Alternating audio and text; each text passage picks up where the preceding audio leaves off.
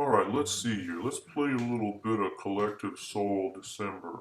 How's that picking pattern go? It's down, up, down, down, up, down, down, down, up, down, down, down, up, balls. Well, let's see if I still remember how to play that Lynyrd Skynyrd cymbal, man. It's up, down, down, up, down. No, up, down, down, down, down, up, ass! I still remember that one from Time of Your Life, though. It's down, up, down, down. No, up, down, up. Dang it! Thanks, Obama. Your picking patterns are more disgusting than a Barbara Walters sex tape. I'm Ben Eller, and this is why you suck at guitar.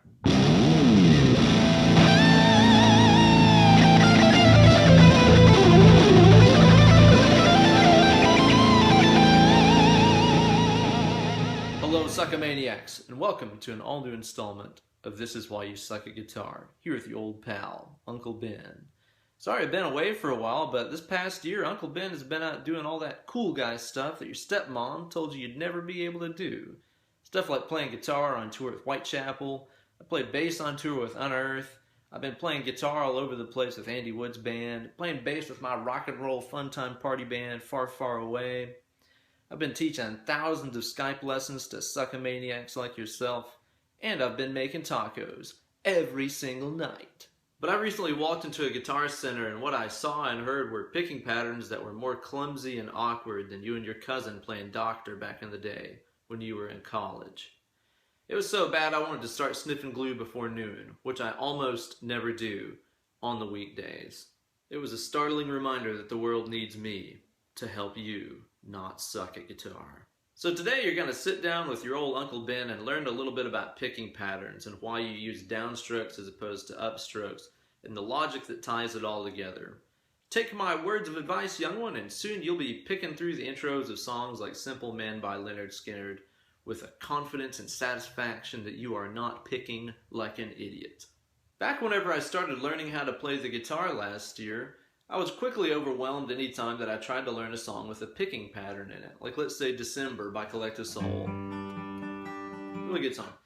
Because whenever you look up a tab for that or you see it in a songbook or something, it teaches you three things at once. It teaches you where your fingers should be to play the chords in the right order and all that, as well as what order to strike the strings in, like E, G, B, G, B, E, B, G. And then in addition to those things, which are enough to kind of make your head spin, you're supposed to memorize a pre-assigned written down picking pattern too. So you'll see the notation on a tab or in a songbook for down, down, up, down, up. I can't even think about it and play it at the same time if I'm thinking about it that way. And it's super, super overwhelming. You've got enough to worry about with the chords and what strings to hit over here, in addition to trying to memorize a huge pattern that's like remembering the Konami code or something for every song. Up, down, left, right. Yeah, it just doesn't work. It's way too much to think about. It actually wasn't until way later in my playing that I started noticing that all these picking patterns that I saw notated had a few things in common. And they're really simple principles to learn. And after you understand the logic behind it, you'll never have to sit down and memorize another picking pattern again because it'll just be the logical way to move the pick. So rather than sit down and memorize another picking pattern that you'll only be able to use in one song, let's sit down and learn the logic of it. That way you can play the picking pattern of every song intuitively. You know, it's a lot like the late great Terry Pratchett said, build a man a fire, he'll be warm for a day. Set a man on fire, and he'll be warm for the rest of his life. Now remember kids, when I'm talking about picking patterns, I'm not talking about the best way to play through single note riffs or ripping lead lines or anything like that. I'm talking mostly about chord arpeggiation, where you're holding down a chord and doing a specific picking pattern over here, something like that. Although you will find examples of these things in metal songs too, like Lucretia by Megadeth, or like Call of Tulu by Metallica. You could use the principles that you're going to learn today and apply them to those tunes and get great results there too. So this isn't going to be a technique you just use on the old grandpa guitar here. The concept behind upstrokes versus downstrokes in a picking pattern is actually really simple to understand, and I can sum it up with one simple phrase here. It's all about putting your pick going in the direction of the next string in the pattern.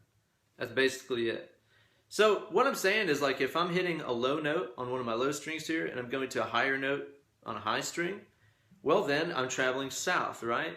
So I should use a downstroke. That puts my pick going in that direction. But if I was doing a picking pattern where I was hitting one of the high strings and then going to one of the low strings, that's traveling north. So I would want to use an upstroke there to put my pick going in the direction of the next note. Again, that's all there is to it. You're always trying to put yourself going in the direction of the next string. So to demonstrate like that, let's take a really simple example here and look at the intro to Nothing Else Matters by Metallica. Let's turn that into a little picking pattern. It's a riff so easy that even the drummer of Def Leppard could play it. All open strings. It's going to go low E, G, B, high E, B, and G. One more time. Low E, G, B, high E, B, G. Okay, so this is a really great way to sum up what I'm talking about with these picking ideas. Let's take a look at it one pick stroke at a time and figure out whether we should be using a downstroke or an upstroke. So the first two notes that we're going to play here is the low E string going to G. That's traveling south, right? Elevator's going down. So let's use a downstroke. That way my pick will be going in the direction of the G.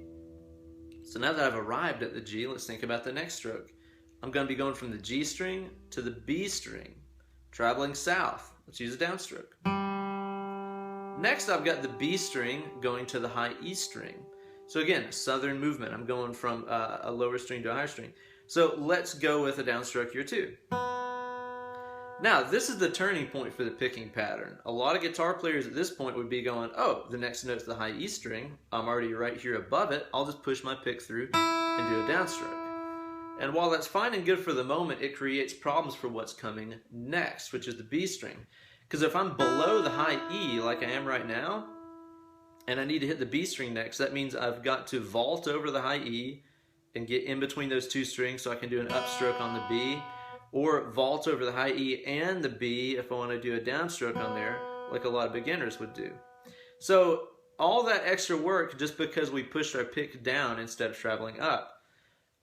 You know, that's the thing with all these picking patterns right here. It's not about what feels good at the moment. It's about what's best for the future. Now see, if your sister would have understood that, she wouldn't have ended up on MTV 16 and Pregnant. So instead of using another downstroke on the high E, which would put us below the strings, let's use an upstroke. It makes sense because the next note is above it. Next note's on the B string, right? So I'm going to go down on low E, down on G, down on B, up on high E to put me going in the direction of the B string, which is where the next note is. See, now I'm right under it. So from here we're going from B to G, right? So again, traveling north. So let's go up right there. Then I hit the G string and it's supposed to go back to the low E after that. So again, moving north, upstroke. And then the whole process starts all over. And again, even though it would feel right to go up like that, that would put me at an awkward place. I'd have to vault over one more string to get to the G string. So yeah, again, I'm just always putting my pick in the direction of the next string. Down, down, down, up, up, down, down, down, up. Now this time, kids, let's take a look at a little bit more complicated picking pattern. The one from the intro of Simple Man by Lynyrd Skynyrd. Ah, them good old Skynyrd boys. This one's a little bit more complicated, but again, uses the same principle we were just talking about, always putting the pick going in the direction of the next string. I'm going to enlist the aid of my handy-dandy clipboard here. Let's check this out. So the picking pattern for this classic stepdad jam is just like this. You're going to go A string, G string, D string, A string, B string, G string, D string, G string. 8-note figure, just like that.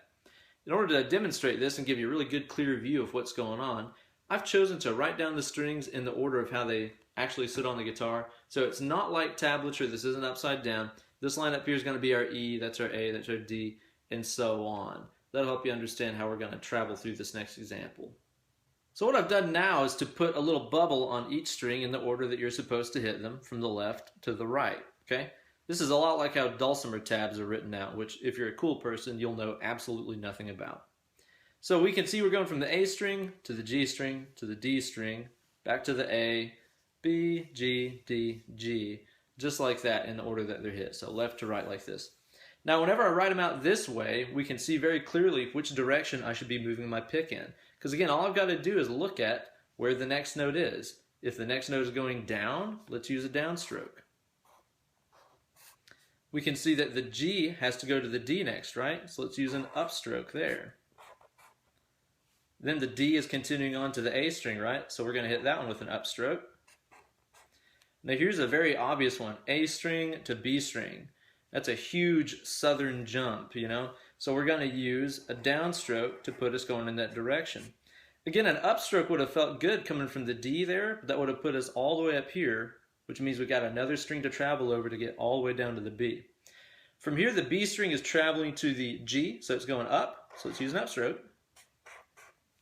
From here, we can see it's G string to D string, so again, it's going to be an upstroke there.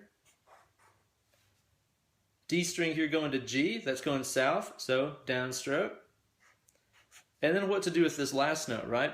Well, after you pick that last note, the picking pattern starts over again, so that means it's going to go up to a bass note here. In the case of the actual tune, it goes to the E string, so that means we're going to be going up, right? So we're going to end that with an upstroke. So there you go. So now the whole picking pattern is going to be downstroke, upstroke, upstroke, downstroke, upstroke, upstroke, down, and up. Lather, rinse, repeat. So that pretty well sums up everything you need to know about arpeggiating chords and whether you should use a downstroke or an upstroke. It really is all about putting the pick going in the direction of the next string. If the next string that you're going to is below you, use a downstroke. If the next string that's coming up is above you, use an upstroke. It's really about as simple as that. You just got to plan one step ahead of yourself to choose whether you should go down or up. And as long as you do that, you'll always have great success.